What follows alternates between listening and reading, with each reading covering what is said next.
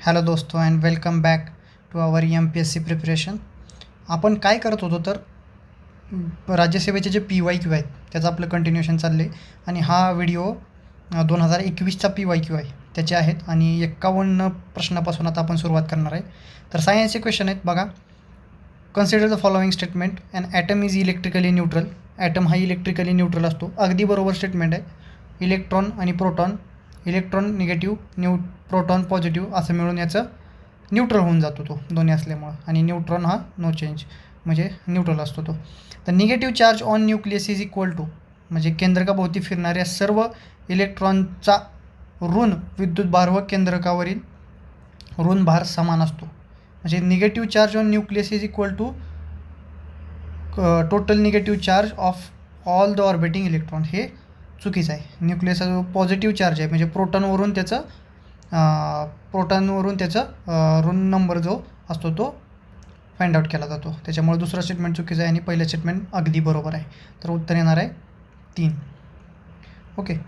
जर पाण्याची घनता 1000 किलोग्रॅम मीटर पर क्यूब असेल आणि तांब्याची घनता 8.9 × 10³ किलोमीटर पर क्यूब असेल तर तांब्याची सापेक्ष घनता किती. म्हणजे डेन्सिटी ऑफ वॉटर दिलेली आहे आणि कॉपरची डेन्सिटी दिलेली आहे. तुम्हाला रिलेटिव्ह डेन्सिटी कॉपरची काढायची आहे. तर काय करावं लागेल. रिलेटिव्ह डेन्सिटीचा फॉर्म्युला काय आहे मग. Density of copper upon density of water. काय density of copper upon density of water. तर वॉटरची डेन्सिटी काय आहे तर 10³ आणि जी डेन्सिटी ऑफ कॉपर दिली की ते 8.9 × 10³ किलोग्रॅम पर मीटर क्यूब. तर मग त्याच्यानुसार काय उत्तर येणार आहे 8.9 हे तुमचं उत्तर येणार आहे डायरेक्टली. ओके. हे समजून घ्यायचं. तुम्ही ह्याचा स्क्रीनशॉट घेऊ शकता म्हणजे तुम्हाला कसं सोडवायचं ते लक्षात येईल. नेक्स्ट, जर प्रकाश पहिल्या माध्यमातून 2 × 10⁸ मीटर पर सेकंद वेगाने जाताना दुसऱ्या माध्यमात त्याचा वेग 1.25 × 10⁸ ms होत असेल तर दुसऱ्या माध्यमाचा पहिल्या माध्यमाच्या संदर्भात काय म्हणायचं त्याला रिफ्रॅक्टिव्ह इंडेक्स काढा. ते मराठीमध्ये खूपच अवघड होऊन जातं. Refractive index is better than the अपवर्तांक काढा. हे काय आहे ते. ओके. रिफ्रॅक्टिव्ह इंडेक्स काढायचं आपल्याला. तर काय आहे रिफ्रॅक्टिव्ह इंडेक्स म्हणजे काय. V1/V2 फॉर्म्युलाच आहे तो. V1/V2. V1 काय दिलं आहे तर 2 × 10⁸ आणि V2 काय दिलं आहे 1.25. सिम्पल आहे. डायरेक्ट भाग घालवा तुम्ही 1.6 उत्तर येऊन जाईल. म्हणजे काय इतकं सिम्पल आहे ते बघा. Velocity of light in second. आता जर रिफ्रॅक्टिव्ह इंडेक्स काढायचा असेल सेकंड मीडियमचा तर काय करावं लागेल. सेकंड मीडियमचा जर काढायचा असेल तर velocity of light in second medium हे पहिल्यांदा घ्यायचं आहे. ओके. आणि फर्स्ट मीडियमचं काढायचं असेल तर velocity of light in the first medium हे पहिल्यांदा घ्यायचं आहे. ओके.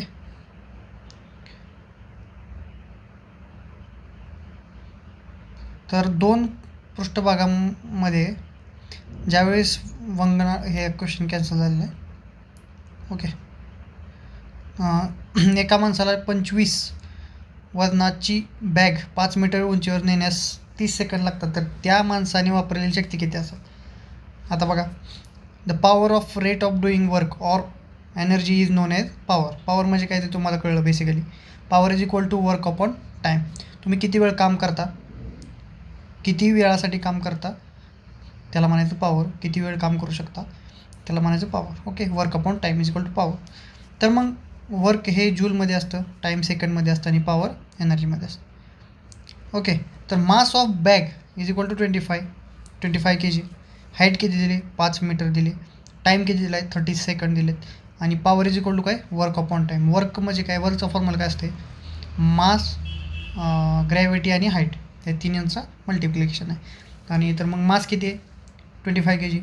ग्रॅव्हिटी तुम्हाला सगळ्यांना माहीत असते 9.8 × 5 काय तर हाईट आहे. मग हे भाग घालवायचा आणि त्याचा डिवायडेड बाय टाईम करायचा. सिम्पल तुम्हाला डायरेक्टली उत्तर येऊन जाईल 40.83 असं डायरेक्ट त्याचं उत्तर येऊन जाईल. मग हे फॉर्म्युला तुमच्या लक्षात आला पाहिजे.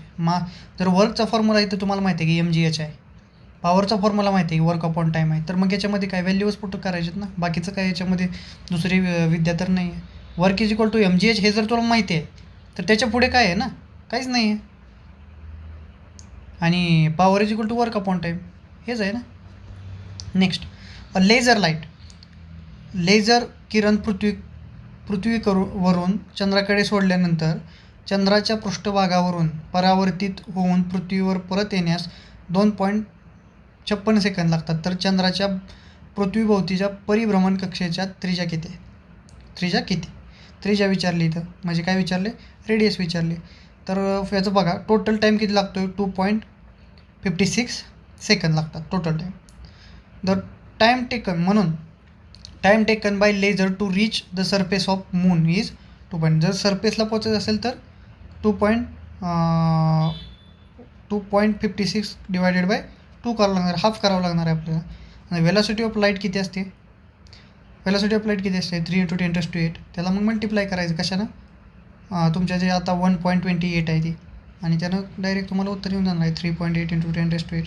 10⁸ तर येणारच आहे का? बिकॉज 10⁸, 3 × 10⁸ ही लाईटचं स्पीड आहे. आणि speed is equal to distance upon time.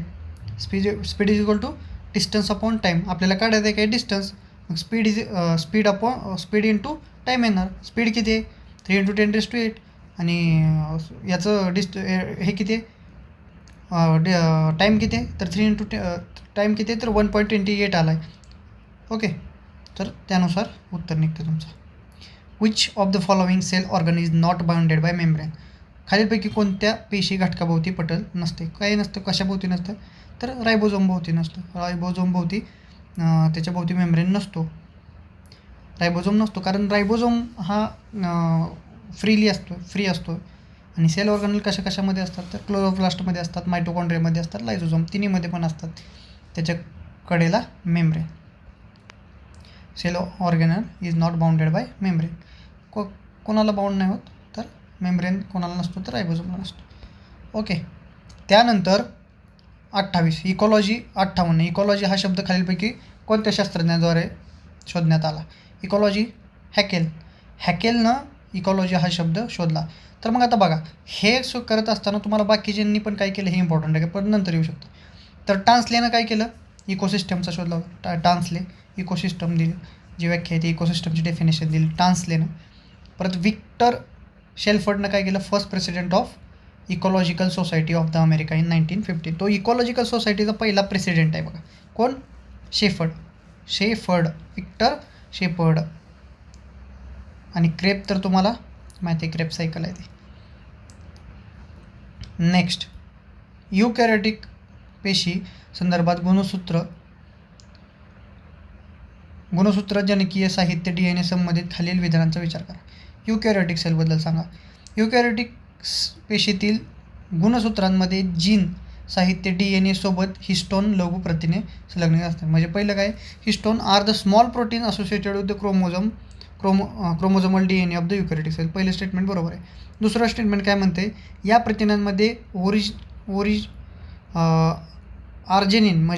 आर्जेनिन आणि लायझिन या मूलभूत अमिनो आम्लांचा जास्त प्रमाणात सहभाग असतो. याच्यामध्ये काय असते? आर्जेनिन आणि लायझिन. बरोबर आहे. दिस प्रोटीन लॅक ट्रिप्टोफान याच्यामध्ये कमी असते. हे तिन्ही ऑप्शन बरोबर आहेत. ओके, आता ही माहिती आहे तुम्हाला लक्षात ठेवावं लागणार आहे.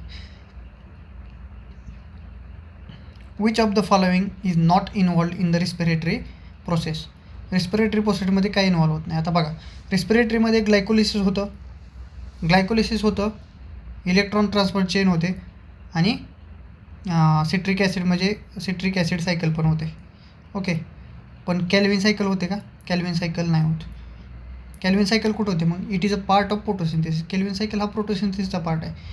आणि ह्याच्यामध्ये काय होतं? Process of plant and other autotrophs use to create nutrient from the sunlight and carbon dioxide.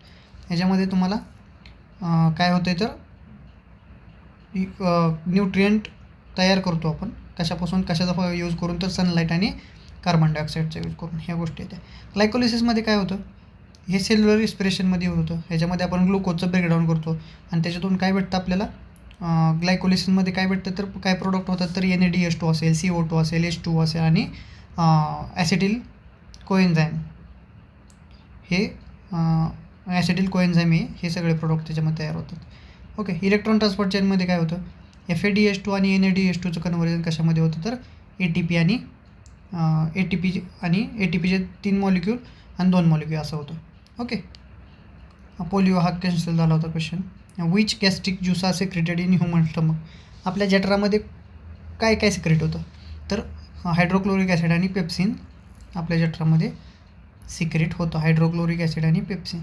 Okay, परत सस्तन प्राण्यांच्या हृदयामध्ये होणारा रक्ताच मिश्रणाचा क्रम सांगा. आता बघा कसा क्रम आहे याचा. पहिलं तर काय होणार आहे, बी म्हणजे काय, उजवी लहान पोकळी व कप्पा म्हणजे राईट ऑरिकल पहिल्यांदा येणार आहे, राईट ऑरिकल. त्याच्या खाली नंतर राईट वेंट्रिकल येणार म्हणजेच उजवी मोठी पोकळी.